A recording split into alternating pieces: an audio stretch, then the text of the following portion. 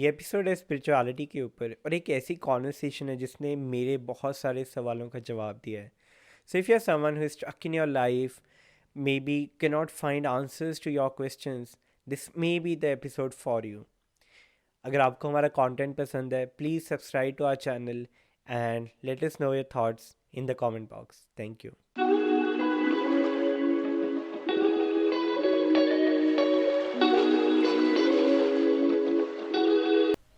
ॐ अज्ञानतिमिरान्धस्य ज्ञानञ्जनशलाकया चक्षुरुन्मिलितं येन तस्मै श्रीगुरवे नमः. मूकं करोति वाचालं पङ्गुं लङ्घयते गिरिं यत्कृपात्वमहं वन्दे श्रीगुरुं दीनतारणं. कृपया क्षमतां यापराधिजनं कलुषायुतः शक्तसुदीननरं.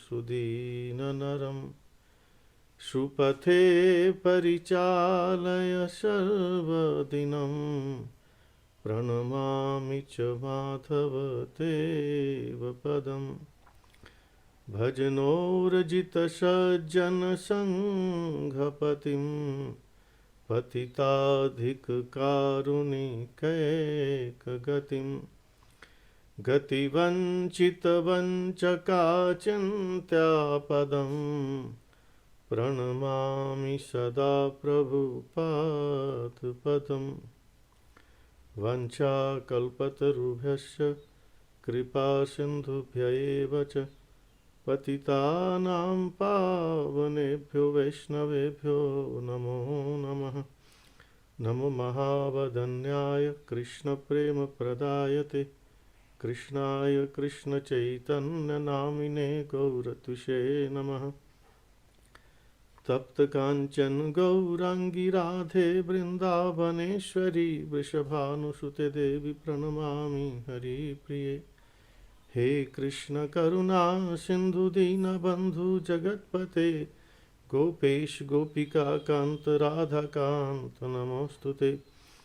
वृन्दाय तुलसीदेवै प्रियायै केशवस्य च विष्णुभक्तिप्रदे देवी सत्यवते नमो नमः. श्रीकृष्ण चैतन्य प्रभो नित्यानंद श्री अद्वैत गदाधर शिवसादि गौरभक्तवृंद. हरे कृष्ण कृष्ण कृष्ण हरे हरे, हरे राम राम राम हरे हरे. स्वामी जी, बहुत बहुत धन्यवाद इस प्यारी शुरुआत के लिए और बहुत बहुत धन्यवाद पॉडकास्ट पे आने के लिए. आपको भी बहुत धन्यवाद. मुझे ये पॉडकास्ट स्टार्ट करना आपके परिचय से, क्योंकि मुझे लगता है सिर्फ परिचय से ही लोग इतना कुछ जान सकते हैं आपके बारे में. तो क्या आप अपना परिचय दे सकते हैं प्लीज़? मेरा जो नाम है वह है त्रिदंडी स्वामी भक्ति विबुध मुनि और मैं श्री चैतन्य गौड़ीय मठ संस्था से हूँ. इस संस्था के संस्थापक हैं नित्य लीला प्रविष्टोम विष्णुपाद परमहंसशिला भक्ति दयित माधव गोस्वामी महाराज जी. बहुत ही महान वैष्णव संत हुए हैं. जितना भी वैष्णविज्म है उसके बड़े बड़े संत इनकी आराधना करते हैं. और आपने नाम सुना होगा भगवान श्री चैतन्य महाप्रभु जी का. वो राधा कृष्ण जी के मिलित अवतार हैं. तो उन्होंने अवतार ग्रहण करके तमाम जो शास्त्र हैं, वेद हैं, उपनिषद हैं, उनका सार जो है, क्योंकि उनकी अपनी वाणी है, उन्होंने लोगों को उसका सही अर्थ समझाया और स्वयं आचरण करके शिक्षा दी कि हमारे इस जीवन का सार क्या है, कलयुग का सबसे बड़ा धर्म क्या है तमाम जीवों का. उनका जो रास्ता है चैतन्य महाप्रभु जी का, उनका जो संदेश है उसको आगे पहुंचाने के लिए श्री चैतन्य गौड़ीय मठ की स्थापना हुई. तो स्वामी जी, संस्था ये जो एक मैसेज है, जो सार है, उसको आगे पहुंचाने के लिए स्थापित हुई. पर करते क्या है, मतलब संस्था पूरा जो उनका ऑपरेशन है वो करती क्या है संस्था? ऐसा है, हमारे परम आराध्यतम श्रील गुरु महाराज जी, श्रील भक्ति वल्लभ तीर्थ गोस्वामी महाराज, उनका मेन संदेश एक था कि अध्यात्म जगत में हमारे द्वारा दी गई शिक्षा सामने वाले के हृदय में उतना ही असर करती है, हम्म। उतनी ही छाप छोड़ती है जितना उस शिक्षा में से हम स्वयं आचरण कर रहे होते हैं। इसलिए जो भगवान श्री चैतन्य महाप्रभु जी ने संदेश हमको दिया है उसको हम अपने जीवन में ढालने का अभ्यास करते हैं सबसे पहले। हम्म। और जो भी हमको मिलता है, जहाँ हमारा सत्संग होता है, उस संदेश को लोगों तक पहुँचाना, चाहे वो कॉलेज में हो या स्कूल में प्रोग्राम हो या हम कहीं ट्रेन में, एरोप्लेन में, कहीं भी जा रहे हैं, जो हमको मिलता है हम उसको अच्छा संदेश सुनाते चले जाते हैं। संदेश ये है कि हमारा एम ऑफ लाइफ क्या है, हमारे जीवन का उद्देश्य क्या है, हम किस लिए संसार में आए हैं, मैं कौन हूँ, भगवान कौन है, संसार क्या है, इसका आपस में रिलेशन क्या है, हमारा एम ऑफ लाइफ क्या है। स्वामी जी, मुझे ना आपके जो आध्यात्मिक जीवन है उससे पहले का जो जीवन था उसके बारे में थोड़ी बात करनी है। उसके बारे में आप थोड़ा बता सकते हो कि पहले आपका कैसा जीवन था और वो क्या पॉइंट था जिसमें आप जिसके बाद आप इस आध्यात्मिक जीवन का शुरुआत हुई?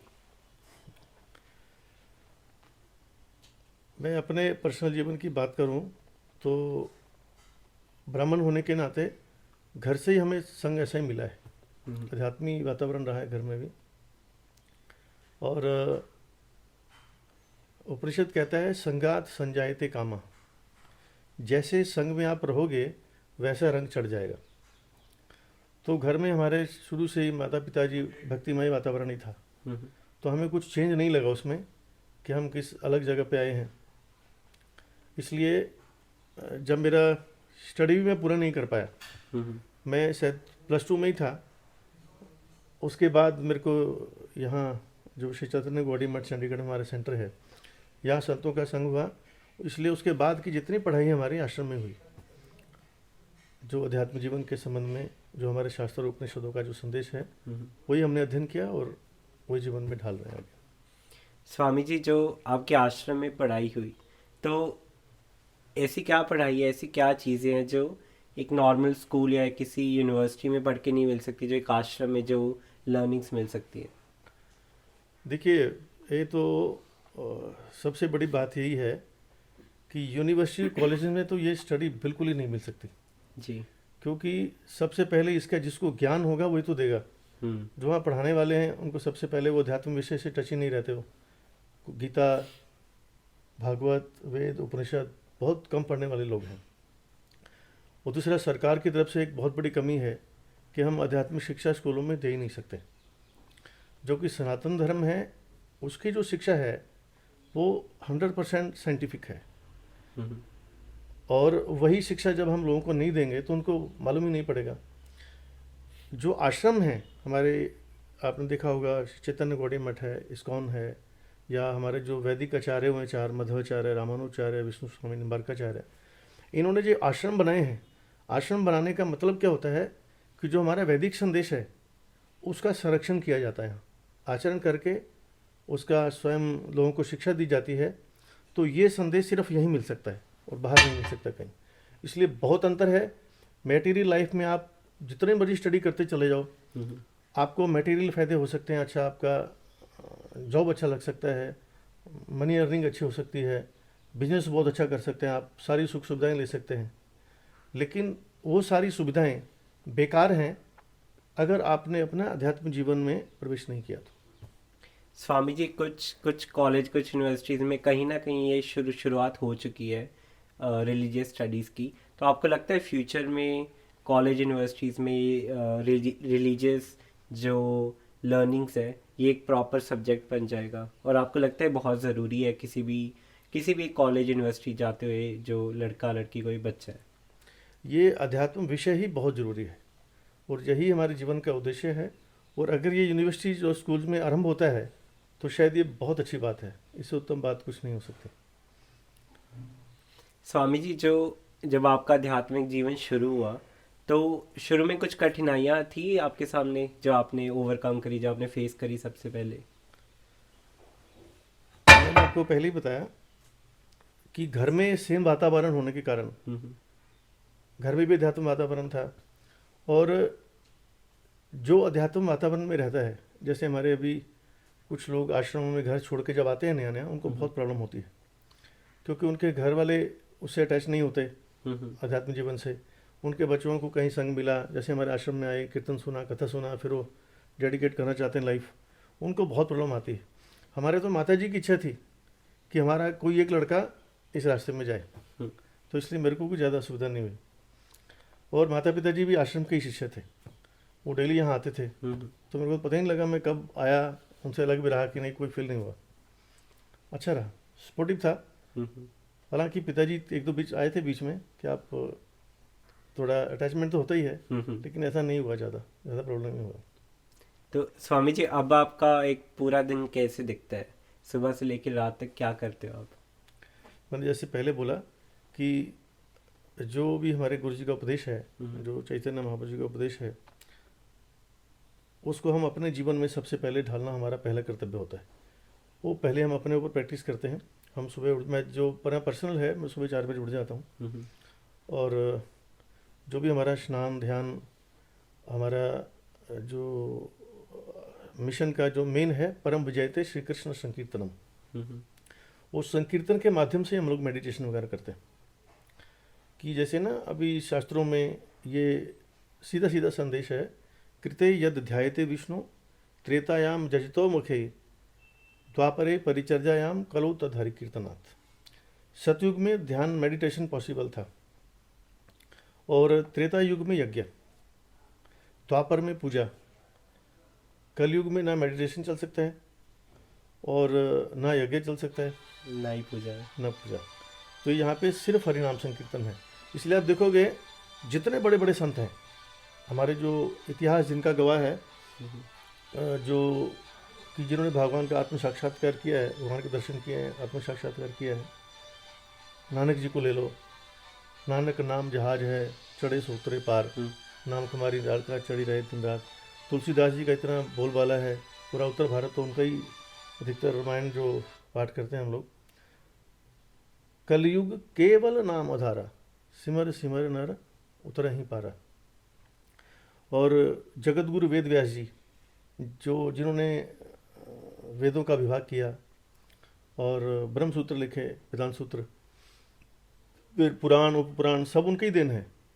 जितने गोस्वामी ऋषि मुनि या संत लोग अभी हैं, सब उनका ही उच्छिष्ट भोजन करते हैं। उनका सार है हरे रे नाम हरे रे नाम हरे रे नामैव केवलम, कलो नास्तेव नास्तेव नास्तेव गतिरन्यथा। कलयुग में केवल हरि का नाम है। हमारे जगत गुरु श्रील भक्ति वल्लभ तीर्थ गोस्वामी महाराज अद्वितीय पर्सनैलिटी रहे हैं इस वर्तमान समय में। अभी मेरे ख्याल 2017 में ही धाम गए हैं। पूरा संत समाज उनकी आराधना करता है। वो जब इस श्लोक की व्याख्या करते थे ना, वो कहते थे देखो यहाँ किसी बात को बहुत जोर दे के बोला जाए ना तो 3 बार बोला जाता है, हरे रे नाम हरे रे नाम हरे रे नामैव केवलम। कहते जो कलयुग का जीव है ना, वो थोड़ा संदेहवादी ज़्यादा है, नहीं ऐसा नहीं, ऐसा भी पॉसिबल हो सकता है। बिल्कुल। तो उन्होंने जोर देने के लिए एक बार हरि नाम, फिर हरि नाम, तीसरी हरि नाम के साथ ऐव लगा दिया। ऐव होता है ही और भी में अंतर पता है ना जी जी। मैंने हरि नाम केवल हरि नाम ही। और कलयुग में कलो, कहते कोई सोचे मेडिटेशन नीचे लिखा है 3 बार, नास्तेव नास्तेव नास्तेव, नहीं है नहीं है नहीं है कोई और गति। कहते 3 बार क्यों लिखा है? कोई सोचे मेडिटेशन चल सकता है, बोलो नास्तेव हरे नाम। कोई बोले यज्ञ चल सकता है, बोलो नास्तेव हरे नाम। और कोई बोले अपना पूजा चल सकती है, बोलो नास्तेव हरे नाम केवल। ये जगत गुरु वेद व्यास जी का संदेश है। तो कलयुग में, और महाराज जी ये जो भगवान श्री चैतन्य महापुरुष ने इसको आचरण करके दिखाया है। आपने भी देखा होगा मेडिटेशन करने वालों का जो एग्जाम्पल ज़्यादा देखने को मिलता है, ज़्यादा से ज़्यादा कोई 8 घंटे 12 घंटे 64 घंटे लंबा लंबा टाइम भी मेडिटेशन करते हैं। लेकिन मेडिटेशन कब तक माना जाता है? जब तक वो आसन में आंख बंद करके बैठा है। लेकिन जब आंख खोल लिया तो बोले ध्यान से विरत हो गया। लेकिन ध्यान की जो पराकाष्ठा है वो चैतन्य महाप्रभु जी ने जो दिखाई है, वो दुनिया में किसी ने नहीं दिखाई। वो 24 घंटे मेडिटेशन में रहते थे। मेडिटेशन क्या होता है? ध्यान उसको बोलते हैं, अपनी ध्येय वस्तु में मग्न रहना। जो आप जिसका आप ध्यान कर रहे हैं हमेशा उसमें खोए हुए। तो भगवान श्री चैतन्य महाप्रभु जी जा रहे हैं मार्ग में, वो हमेशा भगवान के वृंदावन धाम में, भगवान की कृष्ण भाविता रस भाविता मति, उसमें ही हमेशा मस्त थे। वो जा रहे हैं, कोई नदी दिख रही है, चाहे वो गंदी है, वो उसको यमुना जी समझ के प्रणाम कर रहे हैं। कोई टीला दिखता है उनको मिट्टी का, ये गोवर्धन जी आ गए, उनको प्रणाम करके मस्ती कर रहे हैं। कोई ग्वाले दिख रहे हैं, ये वृंदावन के ग्वाले हैं, गैया वृंदावन की हैं, इसको बोलते हैं कृष्ण भावना भावित। ये होता है मेडिटेशन। तो ये केवल हरिनाम संकीर्तन से संभव है। स्वामी दिखाया। स्वामी जी, आप कब से कर रहे हो आप मेडिटेशन? मेरे को तो संकीर्तन के माध्यम से हम लोग करते हैं, तो 30-32 साल तो आश्रम में ही हो गए मेरे को। उससे पहले घर में तो इतना गाइडलाइन नहीं मिलती है, तो प्रॉपर अगर मैंने शुरू किया है तो मेरे ख्याल 89-90 से।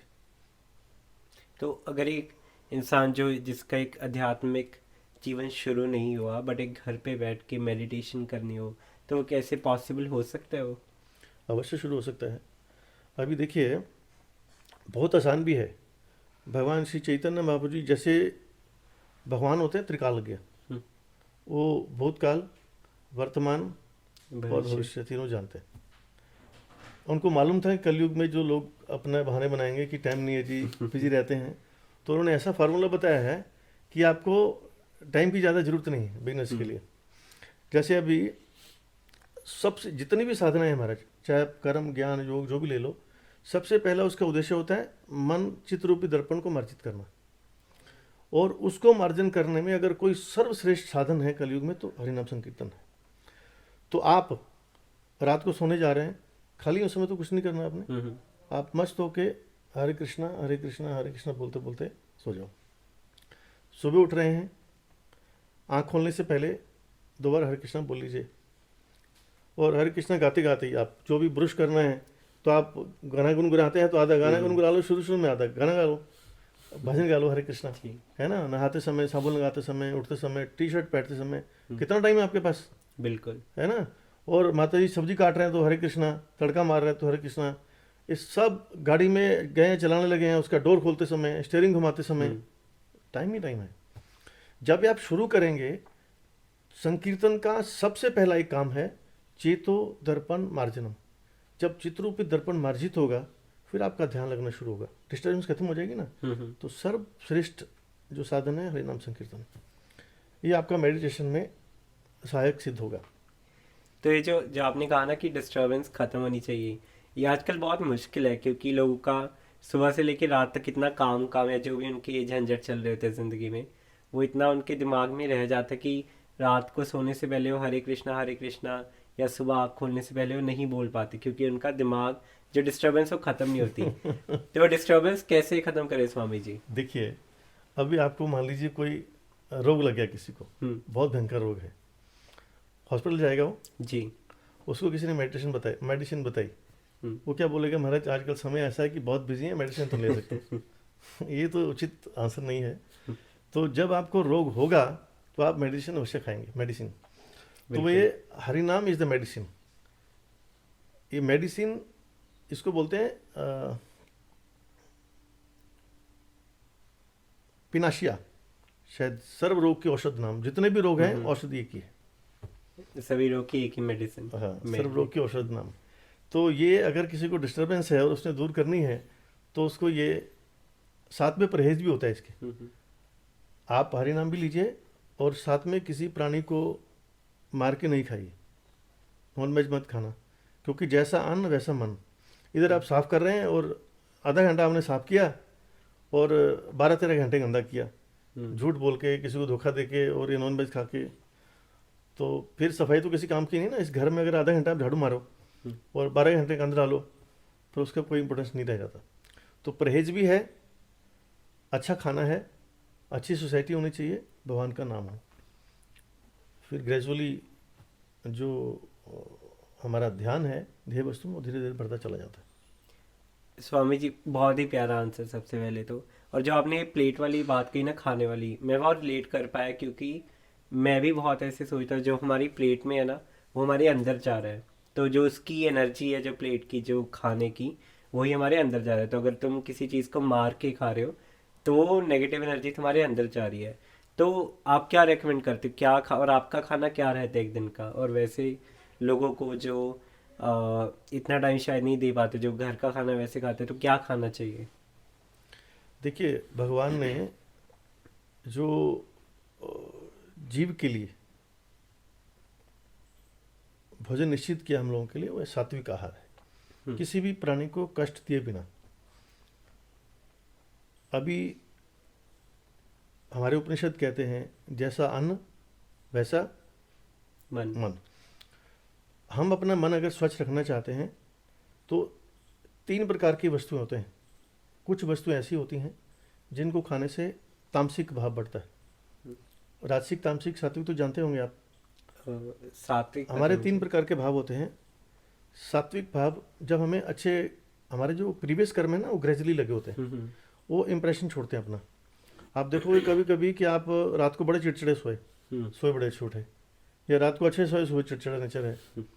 अच्छा कर्म जब इंप्रेशन डालता है तो आपका अच्छे कर्म करने का मन होता है। देखो कभी, चलो आज पूजा मम्मी के साथ बैठ जाते हैं, 15 मिनट बैठे, फिर उठ के खड़े हो गए, हो गया यार अब कल चलेंगे।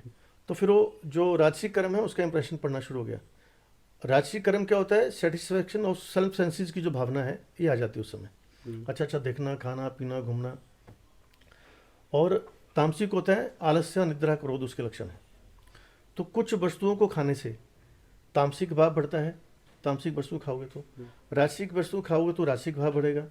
सात्विक वस्तु खाओगे तो सात्विक भाव बढ़ेगा। तो मेडिटेशन में जो हमारा मेन जीवन का उद्देश्य है, भगवान का भजन, उसमें हमें सात्विक भाव की जरूरत है। तो ऐसी खान पीन की वस्तुएं छोड़ दी जाती हैं जिसमें राजसिक और तामसिक भाव की वृद्धि होती है। सात्विक खाना खाना सात्विक खाना चाहिए। खाना चाहिए। स्वामी जी, जो आपने एक बात कही कि जो हमारे प्रीवियस लाइफ की जो वो इम्प्रेशन आ जाता है, तो आपका क्या विचार है इस पे कि जो अगर हमारा कोई फेज चल रहा है, अगर हमें दुर्भाग्य है, सौभाग्य है, तो उसकी वजह इसी जिंदगी के कर्म है, पुरानी जिंदगी के कर्म भी आगे आते हैं? देखिए, 3 प्रकार के कर्म होते हैं बाबू जी। एक होता है प्रारब्ध, हम्म। और एक संचित कर्म, प्रारब्ध और क्रियामान कर्म। आप इन्हें समझा सकते हो क्या हाँ, क्या होते हैं? संचित कर्म वो होते हैं, जैसे फॉर एग्जांपल मान लीजिए हमारे बहुत से जन्म हुए, उसमें हमने मान लीजिए 50,000 कर्म कर दिए, हम्म। ठीक है, वो हमारे स्टोर्ड कर्म हो गए, संचित कर्म। हम्म। उसमें से 50 उठाए उन्होंने और हमारे इस जन्म के साथ फाइल कर दिए, वो हमारा प्रारब्ध हो गया। उन 50 कर्मों का कंक्लूजन निकाल के आपको गोरा, चिट्टा, काला, श्री, ब्राह्मण, क्षत्रिय, वैश्य, शूद्र, जहाँ जन्म होना है उसी वेश पे होना है। बाकी जो आपके कर्म रह गए 50 को छोड़ के, वो आपके स्टोर्ड कर्म हो गए। पूर्व जन्म कृतम कर्म तत् दैवमेति कथ्यते तब भाग्यमेति कथ्यते, वो हमारा भाग्य होता है। जो हमने कर्म किए प्रीवियस, उसका हमें फल मिलेगा, हम्म। वो फल मिलते चला जाता है। लेकिन इसका ये मतलब नहीं कि सारी जिंदगी वही मिलता है, कुछ हम क्रियामान कर्म भी करते हैं, साथ साथ नए कर्म भी करते हैं। हम्म। तो अधिकतर जो हमारा भाग्य कहलाता है, भाग्य बोलते हैं जो हमारे प्रीवियस कर्म किए हैं उसका फल। भाग्य में यार खराब लिखा हुआ, भाग्य ही ऐसा है। भाग्य कुछ नहीं है, वो आपके द्वारा किए हुए कर्मों का संग्रह है, उसका फल है। हम्म। और स्वामी जी, ये भी होता है कि अगर कुछ हो रहा है जिंदगी में, तो ये बात सही है कि जो भी होता है अच्छे के लिए ही होता है? यस, वो अच्छे के लिए। अ, इस दृष्टि से आप समझने के लिए अगर समझना है, जैसे आपके माता पिता जी हैं, हम्म।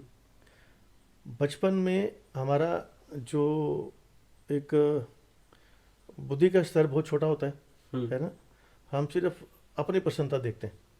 वो छोटा सा उसमें बाधा है तो रोना शुरू कर दिया। बड़े किस कष्ट में वो नहीं देखते, माता पिता किस कष्ट में है।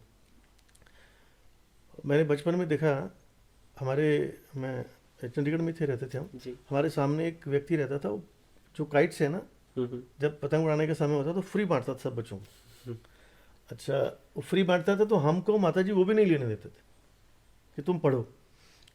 हमको उस समय दुनिया में सबसे बड़ा शत्रु वो लगते थे, माता जी, कि हमारे सबसे बड़े शत्रु हैं। पतंग नहीं लेने दी। हाँ, मतलब हम पतंग में एग्जाम्पल है, कोई भी अगर हमारी अनप्रदक चीज़ है,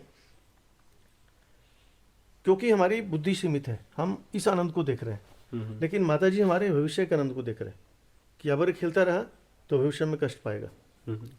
तो उसी प्रकार से भगवान हमको जो कभी कभी दुख मिलता है, भगवान ने भविष्य के बारे में देख रहे होते हैं कि भविष्य में इसके लिए क्या अच्छा है। तो लेकिन वर्तमान जो कष्ट देख के हम अपने आप को थोड़ा डिसबैलेंस कर लेते हैं, वो अच्छा नहीं। भगवान जो करते हैं वो अच्छा करते हैं। अगर कहो तो मैं एक हमारे एग्जाम्पल गुरुजी सुनाते थे इसको समझाने के लिए। एक श्लोक है भागवत में, तत्ते अनुकंपाम सुषमिक क्षमानो, ये आपके इस प्रश्न का उत्तर है।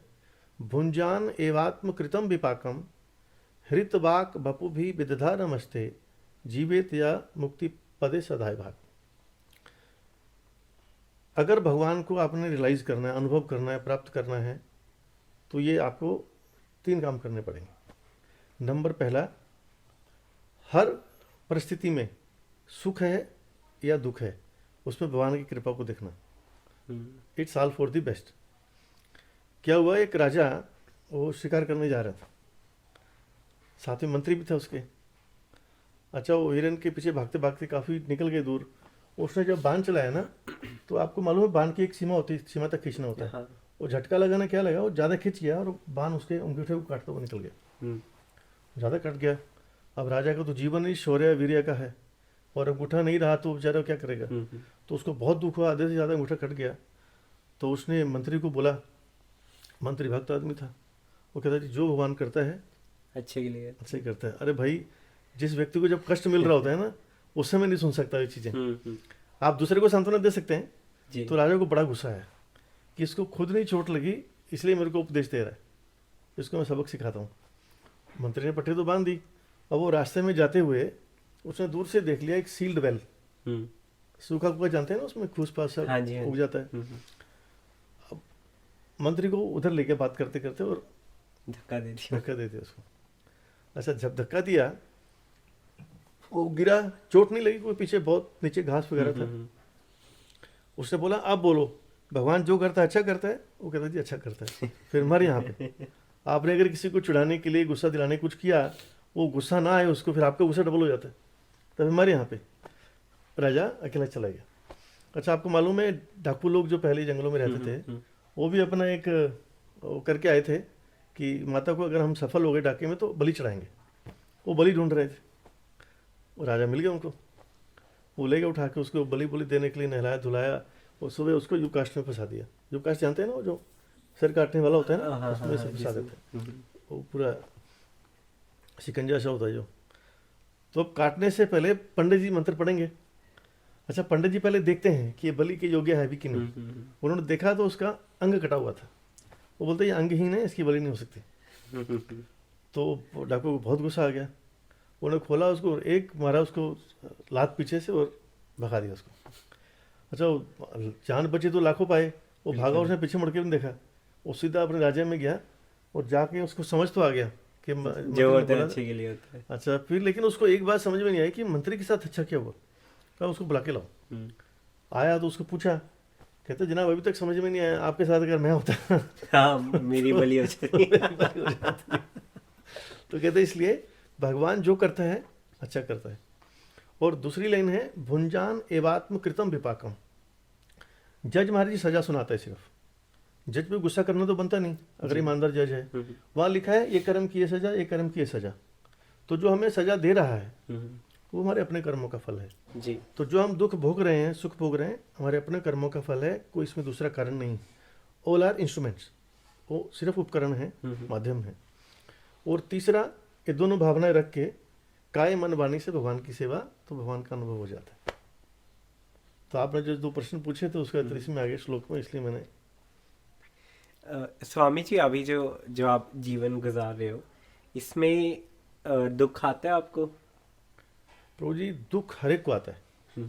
जैसे आप देख रहे हैं धूप पड़ती है तो धूप सबके ऊपर पड़ती है, लेकिन जिसने मेहनत करके एयर कंडीशन गाड़ी खरीद ली वो मस्ती में चलता है। तो हरि नाम संकीर्तन इज लाइक एयर कंडीशन गाड़ी।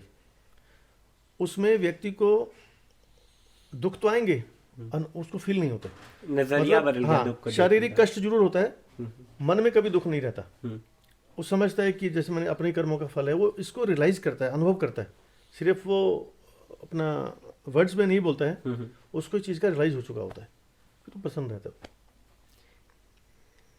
तो जो ये जो आप बात कह रहे हो कि दुख आता है, पर मतलब दुख हर किसी को आता है, तो अभी आपने आपका नज़रिया क्या है? दुख या कोई भी फेलियर आ गया, कोई भी जो आपका काम था वो पूरा नहीं हुआ, तो उसको आप कैसे देखते हो? देखिए, जो कामना होती है ना, वो गुस्से का कारण बनती है। इस दुनिया में अगर कोई भी क्रोध का कारण है तो कामात क्रोध हो भी जाए थे। आपकी इच्छा में बाधा पड़ी, आपको गुस्सा आएगा।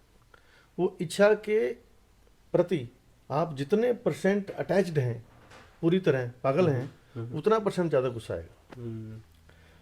तो इसलिए असंकल्पात जायते कामा, श्रीमद् भागवत में कहते हैं, कर्तव्य कर्म करो पूरे जोर शोर के साथ, फल की इच्छा मत करो। हम्म। हाँ, इसलिए हम पहले ये सोच के चलते हैं, हो तो भी अच्छा, ना हो तो भी अच्छा, पहले ही सोच लेते हैं। मैं एक छोटा सा एग्जांपल देता हूँ। एक हमारे व्यक्ति, मैं नाम नहीं लूँगा, वो कहीं उसका विदेश जाने का प्रोग्राम बन रहा था। अच्छा, आपको पता है पूजा का ना स्टाइल बदल जाता है पूरा, जब वो काम कराना हो ना भगवान से। वैसे आप नॉर्मली जाते हैं, आते हैं, उससे फास्ट मूवमेंट रखते हैं। काम कराना हो तो आरती का स्टाइल भी धीरे धीरे। वो महाराज जी सबको मठ में प्रणाम करे। पहले तो पूरी श्रद्धा के साथ लेट के, मैं क्या इसको क्या हो गया, महाराज मैं विदेश जा रहा हूँ, बस मेरा प्रोग्राम बन जाए।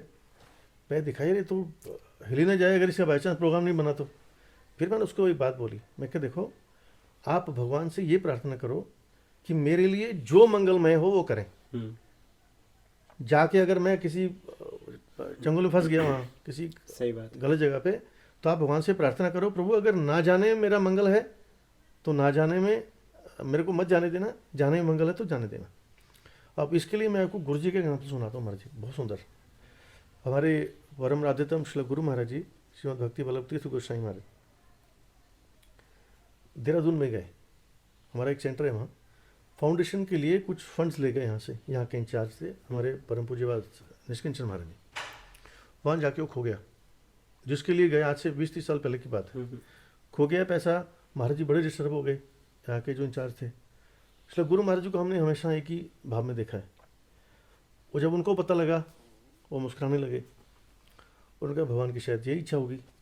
रात को क्या हुआ, जब कीर्तन करने के लिए गुरु जी बैठे, प्रवचन वगैरह करने के लिए, तो एक डिवोटी ने बोला कि महाराज जी आप वो जो मंत्र गान करते हैं ना, वो मंत्र तो आपका सिद्ध है, आप अभी गान कर दीजिए, अभी पैसे मिल जाएंगे। वो नरसिंह मंत्र है। तो गुरु जी गंभीर हो गए। गुरु जी बोले देखो हम मंत्र तो जरूर गान करेंगे जी, लेकिन इसके लिए नहीं कि पैसे मिल जाएं। पैसे मिलने में मंगल होगा तो मिलेंगे, नहीं मिलने में मंगल होगा तो नहीं मिलेंगे। यहाँ डिस्टर्ब होने का बात ही नहीं। ये भावना अगर रहे, कर्तव्य कर्म करते चले जाओ, फल की ज़्यादा इच्छा मत करो। तो स्वामी जी अभी एक आम आदमी को किस सीमा तक ये डिज़ायर होनी चाहिए, किस सीमा तक जो भी कामनाएं होनी चाहिए? यथा आवश्यकता, नेसेसिटी से ज़्यादा नहीं। जितनी तो ये पता, इंसान को पता कैसे चलेगा कि ज़रूरत कितनी है? क्योंकि जैसे एयर कंडीशन है, तो अगर 40 साल पहले चले इतनी ज़रूरत नहीं थी, बट अब लोग सोचते हैं कि हाँ ये तो मेरी ज़रूरत है, नेसेसिटी बन चुकी है। तो वो ये जो एक चंगुल है, जो स्पाइरल है, इससे बाहर कैसे आया जाए? समय के हिसाब से सोचना पड़ता है। अभी आप जो बच्चों की नेसेसिटी है आज के समय के हिसाब, आपको वो पूरी करनी है तो इन चीज़ों की ज़रूरत है। आप पहले समय के हिसाब से नहीं रह सकते। पहले जैसे शरीर भी नहीं है, वैसी सहन शक्ति भी नहीं है। तो वहाँ बहुत सुंदर एक बात बोली है,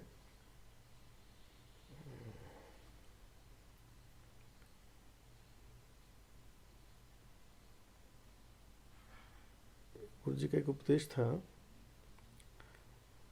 कि जितनी हमारी जरूरत है उतना अगर प्रयास करोगे तो आप मस्ती में रहोगे। अभी आपको मालूम है कि एक भवन आपको रहने के लिए चाहिए, घर, ठीक है। आप एक एक भर के दूसरे के बाद तीसरा घर ले जा रहे हैं, पूरा एनर्जी वहाँ वेस्ट कर रहे हैं, वो गलत है। या अपन अंदर से पता लग जाता है कि मैं आवश्यकता से ज़्यादा कर रहा हूँ या जितनी आवश्यकता उतना कर रहा हूँ। आपके मान लीजिए परिवार में 3 बच्चे हैं, 3 के लिए 3 घर चाहिए, हो गया आपका। जितने आपको पैसा चाहिए, धनराशि चाहिए, आपको पता हो गया। अनावश्यक जो है वो खराब है। इसलिए यथावश्यकता है, जितनी सीमा उतना रहना अच्छा है। तो स्वामी जी अभी आप किस उद्देश्य की तरफ जा रहे हो? ज़िंदगी में? आप सुबह उठ के सोचते हो कि ये मेरा उद्देश्य है ज़िंदगी का, इसी की तरफ मुझे जाना है, जो भी मैं कर्म कर रहा हूँ इसी की तरफ जाने चाहिए, मुझे आगे लेके जाना चाहिए? प्रभु जी, उद्देश्य हम डेली नहीं सोचते, उद्देश्य एक ही है और सोचने के बाद ये जीवन शुरू किया है, हम्म, उस उद्देश्य को प्राप्त करने का प्रयास कर रहे हैं। अभी मैं आपको सीधा बताऊं, हर एक व्यक्ति का यही उद्देश्य है। मैं कौन हूं? सबसे पहले जब आप स्पिरिचुअल फील्ड में उतरते हैं, सबसे पहले प्रश्न होता है कि मैं कौन हूं, फिर है भगवान कौन है, संसार क्या है, आपस में रिलेशन क्या है। ये बहुत गहरे क्वेश्चन हैं। इन बेसिक क्वेश्चनों का जब आंसर रहेगा, दुनिया की कोई ताकत आपको इस रास्ते से नहीं ला सकती।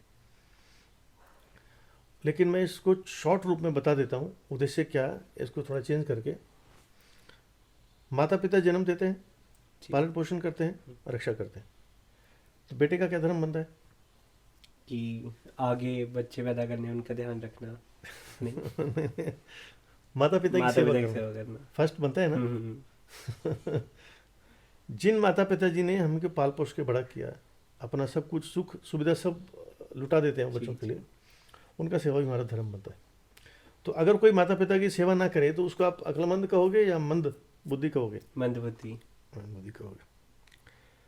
अभी इस संसार को जन्म देने वाला कौन है? देखिए, हमको ये समझना है कि वास्तविक में माता पिता कौन है। माता पिता 3 काम करते हैं, रक्षा, जन्म देते हैं, जन्म। पालन करते हैं, रक्षा करते हैं। ये तीनों कौन कर रहा है?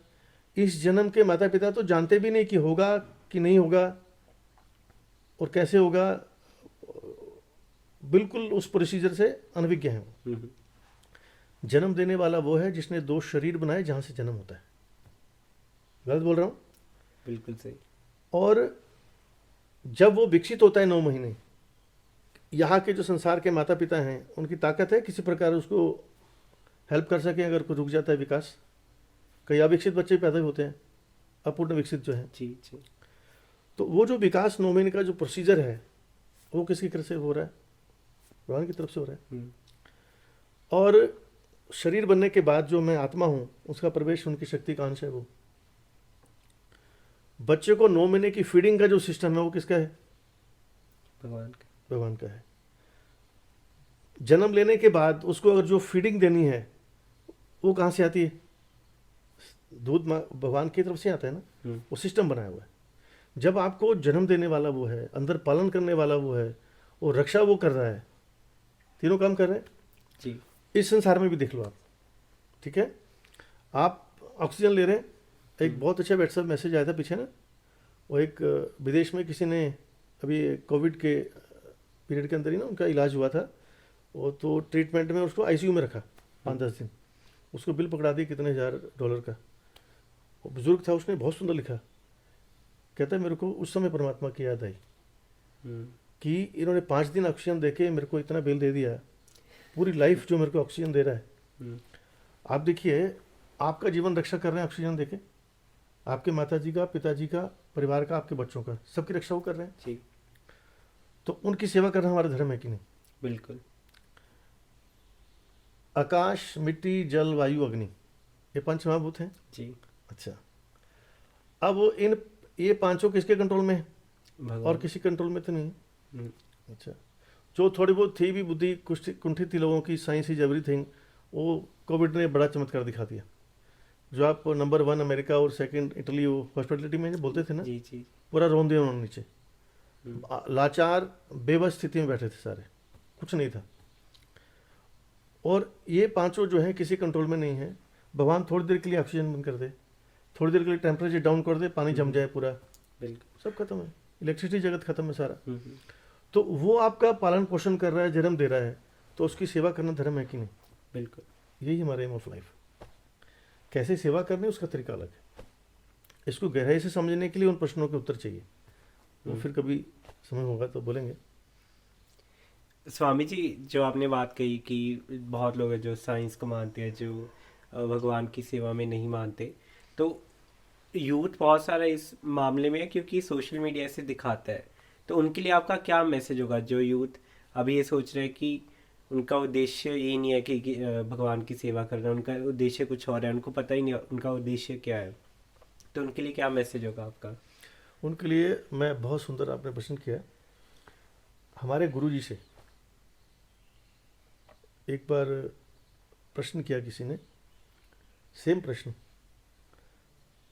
हमारे परम पूज्य भक्तिवल्लभ तीर्थ गोस्वामी महाराज से, कि आजकल की जो न्यू जनरेशन है उसकी जो टेंडेंसी है, उसका जो झुकाव है, उसका जो लगाव है ना, मटेरियलिस्टिक की तरफ ज़्यादा है, लेकिन आध्यात्मिक की तरफ बिल्कुल नहीं। इसका क्या कारण है? तो गुरु जी ने उत्तर दिया, इसका कारण है शब्द। बहुत सा, क्योंकि गुरु महाराज जी अपना 47 में ही was MA philosophy gold medalist. तो और क्या नेचर था महाराज उनका, बिल्कुल ही is like a child, sober बच्चा। आप अगर एक बार मिले होते ना उनसे तो जीवन निछार होता, मतलब मन से तो संतोष पहुंच जाता एक बार। जैसे होता है ना संत, जैसे टिपिकल संत नहीं होते किताबों में, जी जी, जो आप कल्पना करते नहीं, आजकल तो हो ही नहीं सकते, ऐसे वो संत। तो उन्होंने उत्तर दिया, इसका कारण है शब्द। समझ में आया आपके? नहीं। हाँ, वो कहते हैं शब्द दो प्रकार के होते हैं, सत शब्द और असत शब्द। सत मैंने अच्छे शब्द, जो किसी के अच्छे काम के लिए यूज़ किए हों, या अपने परमपिता भगवान के जो सत्संग है उसके बारे में यूज़ किए गए हों, उनको अच्छे शब्द कहा जाता है। खराब शब्द क्या है? जो हम 24 घंटे किसी को नुकसान के लिए, खाना चला के दिखाने के लिए, चुगली, जो भी है मटेरियलिस्टिक जो भी चीज़ें हैं, ऐसा ज्ञान जो हमें सिर्फ संसार में ही रखेगा, स्पिरिचुअल वर्ल्ड में नहीं लेके जाएगा, उससे रिलेटेड सारे शब्द असत शब्द हैं, नाशवान माने जी। अच्छा, और जैसा शब्द हम सुनेंगे, जैसा बोलेंगे, जैसा लिखेंगे, वैसी भावना उत्पन्न होगी, वैसे हम काम करेंगे। आज के समय में सुबह से व्यक्ति रात को सोता ही हेडफोन लगा के, क्या ईयरफोन लगा के है ना, फिल्मी गाने सुनता सुनता ही सो जाता है। जी जी, वही उठते ही वही लगाता है, वो व्हाट्सएप सुबह उठते ही खुल जाता है। कॉलेज में जाता है, वहाँ स्पिरिचुअल पढ़ाई नहीं है, बिल्कुल। सारा दिन वही चर्चा करता है। चर्चा क्या करता है आपको मालूम ही है, चुगलियाँ हो गई, कुछ चुगली हो गई, एज के हिसाब से भी समझ लो आगे जाके। घर में आएगा, होमवर्क किया, वही मटेरियलिस्टिक स्टडी है। खेलने जाएगा, वही सारी मटेरियल। सुबह से लेके गुरुजी कहते हैं शाम तक हम उनको अच्छे शब्द सुनने का मौका ही कब देते हैं? वो सारा दिन संसारिक बातें बोलता है, संसारिक ही लिखता है, संसारी ही सुनता है, संसारिक बोलता है। वो अच्छे शब्द भावना आएगी कहाँ से उसमें? गुरुजी ने इसका फिर तरीका बताया। कहते हैं आज से 70 साल पहले घर घर में वो था, गीता, रामायण, महाभारत रहती थी। माँ बाप क्या करते थे बच्चों को लगाने के लिए? जब तक तो बिल्कुल छोटे छोटे हैं, गुरुजी बोलते छोटा बच्चा कच्चा खड़ा, उसको आप जो ड्राइंग बनाना चाहो उसमें बन सकती है जी, जो सुनाना चाहो। मेरे को अपना याद है, मेरे जीवन में घटी हुई घटना, इसलिए मैं सुना रहा हूँ। माता जी हमारे बहुत आध्यात्मिक थे। मैं बाहर खेलने जा रहा था एक बार, वो बोलते देखो मेरे को दिखाई नहीं देता, दिखाई सब देता है, उन्होंने मेरे से पढ़वाना है बस, कि ये सत्यनारायण की कथा है, आप पढ़ दीजिए। मगर मैं खेलने जा रहा हूँ, छोटा था, उन्होंने मेरे को पैसे दिखाए मैं बैठ गया पढ़ने के लिए। अच्छा, पढ़ने के लिए बैठ गया तो पढ़ दी मैंने वहाँ एक स्टोरी पढ़ी। उसके बाद भी मैंने सत्यनारायण कथा कभी नहीं पढ़ी, पहले भी नहीं पढ़ी थी, सुनी होगी एक दो बार, कि राजा घुड़सवार होकर जा रहा था, घोड़े पे सवार होकर, सत्यनारायण की कथा हो रही है, वो अनादर करके निकल गया, प्रणाम भी नहीं किया और देखा भी नहीं। उसका राज्य वगैरह सब छिन गया, जो भी हुआ। बाद में उसने व्रत रखा, फिर उसको आशीर्वाद मिला, दोबारा राज्य उसका वापस आ गया। उसके बाद मेरे एग्ज़ाम थे तो स्कूल के क्रॉस करके आगे मंदिर था, थोड़ी दूर था। माजी उस दिन से मैं मंदिर जाना शुरू किया कि फेल ना हो जाऊँ फिर मैं जब तक स्कूल में रहा वहाँ जाता रहा, रोज मंदिर। हाँ, तो हम जैसा सुनते हैं, अभी देखिए आप सुनाइए उनको कि भगवान श्री रामचंद्र जी कैसे करते थे। सुबह उठ के माता पिता जी को प्रणाम, अपने से छोटे के साथ कैसे व्यवहार करना है, बराबर वाले के साथ कैसे व्यवहार करना है, बुजुर्गों के साथ कैसे व्यवहार करना है। शत्रुघ्न जी के ना एक सुदर्शन सिंह चक्र जी हुए, उन्होंने एक आत्मकथा लिखी है, शत्रुघ्न जी जैसे खुद लिख रहे हो, बहुत सुंदर लिखा है उसमें। वो लिखते हैं भगवान श्री रामचंद्र जी हमारे बड़े भाई थे, वो भरत, लक्ष्मण, शत्रुघ्न तीनों से हमेशा हार जाते थे जानबूझ के, हर कंपटीशन में। किस लिए? प्यार करते हैं थोड़ा उत्साह जी बढ़ाने के लिए। जी कहते कभी कभी वो भरत लक्ष्मण को भी हरा देते थे, लेकिन मेरे से कभी नहीं जीते, वो जानबूझ के हारते थे। हम्म, अब ऐसा व्यवहार जब बच्चों के मन में बैठेगा, संस्कार बैठ गया ना, तो बड़ा होकर बिल्कुल। ऐसा समझेगा वो। और अभी क्या लड़ाई होती है, प्रॉपर्टी मेरी है, ये मेरी है, हम्म, और दूसरे भाई को बिल्कुल ही जान से भी मार सकता है। और उस समय क्या था, रामचंद्र जी बोलते भरत को आपका है, वो बोलते नहीं आपका है, इन्हीं के ऊपर से बोल रहे हैं। जी जब दे भी दिया तब भी खड़ा हूं ले जाके। तो अगर हम घर घर में सद शब्द का अनुशीलन करेंगे, ये जिम्मेवारी बनती है दादा दादी की, माता पिता की। छोटी छोटी पुराणों की अच्छी अच्छी कथाएं सुनाए, उससे जो है वो झुकाव है बच्चों का उस तरफ आए। स्वामी जी, आखिर के 2 सवाल है मेरे पास आपके लिए। एक तो कि ये कोविड की वजह से आपको लगता है लोग ज़्यादा स्पिरिचुअलिटी की तरफ जाएंगे? अवश्य जाएंगे, क्यों नहीं जाएंगे। होता क्या है कि एक तो मैंने पहले बताया कि कुछ लोगों के दिमाग में फतूर जो होता है ना, कि साइंस ही सब कुछ है, वो भगवान को एक तरफ से अ, नकारने तक पहुंच जाते हैं, यहाँ तक सीमा चली जाती है। वो उन्होंने हालत देख ली साइंस की, कि किस प्रकार से एक छोटे से कोरोना ने पद्दलित कर दिया, जी मतलब पैरों के नीचे रोन दिया। और दो ही चीज़ें हैं, या तो अध्यात्म है या साइंस है। तो एक तरफ से हटेगा तो दूसरी तरफ ही जाएगा वो, है ना। और व्यक्ति को घर में रहने का टाइम मिला, और घर में रहने का और ज़्यादा अध्यात्म ना होने का कारण ये भी है कि अध्यात्म विषय से हटे हुए थे लोग, है ना। कोई ग्रंथ नहीं पढ़ना, कुछ नहीं पढ़ना। और बहुत अच्छा हुआ उन्हीं दिनों में रामायण और महाभारत भी शुरू हो गई, जी है ना। तो वो छाप जो है ना, एक जैसे मैंने बोला, शब्द अपना प्रहार करते हैं, जैसा शब्द सुनोगे वैसा भावना उत्पन्न होगा। तो वो जो उस समय वातावरण रहा, और उसमें हमने देखा भी कि हम जिन लड़कों से मिले जो पहले थोड़ा अध्यात्म में आने में थोड़ा सा इधर उधर हिलते थे थोड़ा, बहुत हमने फ़र्क देखा। तो पॉजिटिविटी जो है वो बहुत ज़्यादा आई है, इसमें कोई संशय नहीं। स्वामी जी, लास्ट एक सवाल है मेरे लिए। उनके लिए आपका क्या मैसेज होगा, जो एक इंसान है जो इतना फिजिकली पूजा नहीं करना चाहता बट फिर भी इसको आध्यात्मिक ज्ञान चाहिए, इसको इस आध्यात्मिक जीवन की तरफ जाना है? वो भगवान श्री चैतन्य महाप्रभु ने बताया है, खाते पीते उठते बैठते जब टाइम लगे शुरुआत करे, भगवान का शुक्रिया अदा करता रहे। और शुक्रिया अदा भगवान का नाम से ही होता है।